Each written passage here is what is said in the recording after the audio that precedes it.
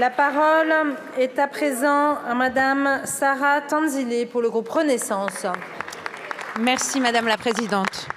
Ma question, à laquelle j'associe la délégation aux droits des femmes, s'adresse à Madame la Première ministre. Depuis ce lundi à 11h25, et ce jusqu'à la fin de l'année, les femmes travaillent gratuitement. Derrière ce chiffre, issu d'un calcul établi par la newsletter Les Glorieuses, il faut voir une inégalité professionnelle entre les femmes et les hommes persistante et multifactorielle. À fonction et temps de travail équivalent d'abord, la différence de revenus entre les femmes et les hommes tombe sous les 5%. Ce différentiel peut et doit être traité par la mise sous pression des entreprises peu vertueuses en la matière. C'est l'objet de l'index de l'égalité professionnelle mis en place en 2018 par cette majorité. Forcer les changements de comportement en obligeant les entreprises à calculer d'abord le niveau d'inégalité de genre en leur sein, puis à l'assumer publiquement. À équivalent temps plein identique 7 fois, les femmes sont effectivement payées en moyenne 15% de moins que les hommes. Pourquoi ? Parce qu'elles occupent des emplois souvent moins rémunérateurs, qui ne sont pourtant pas les moins importants de notre société.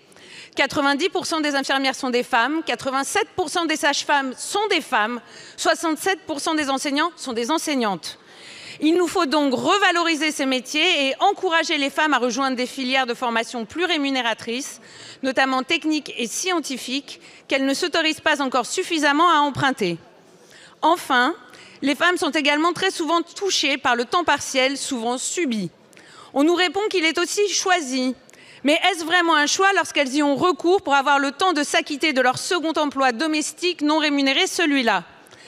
Madame la Première ministre, l'égalité professionnelle entre les femmes et les hommes est déterminante pour l'indépendance des femmes et pour lutter contre les violences économiques conjugales. Pourtant, malgré des avancées dans ce domaine, notamment l'allongement du congé paternité, la situation demeure insatisfaisante. Aussi, ma question est la suivante. Quelles mesures supplémentaires comptez-vous prendre pour réduire les inégalités salariales entre les femmes et les hommes? Je vous remercie.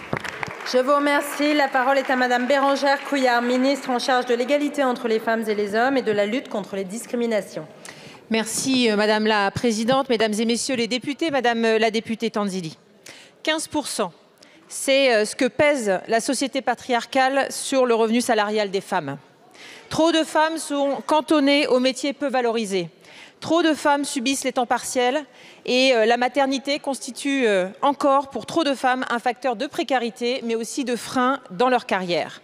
Notre action, elle repose sur 4 piliers. Atteindre l'égalité salariale, briser le plafond de verre, améliorer la mixité des métiers et également rééquilibrer la charge parentale.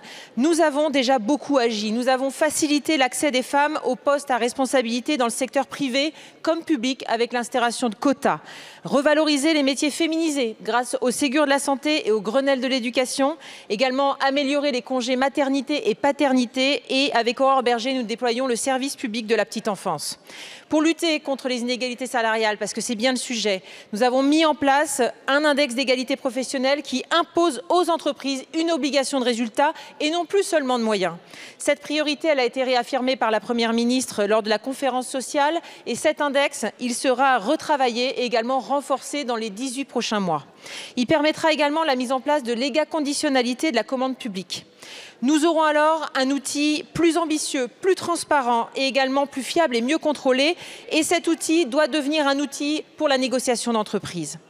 Les femmes, elles doivent aussi se tourner vers les métiers d'avenir qui sont mieux rémunérés. C'est tout l'enjeu du programme Tech pour toutes que je porte et qui a l'objectif d'accompagner 10 000 jeunes femmes dans les études supérieures dans la tech. Alors, Madame la députée, soyez assurée de mon engagement, également celui du gouvernement, pour faire reculer chaque année cette date et également les inégalités qu'elle reflète.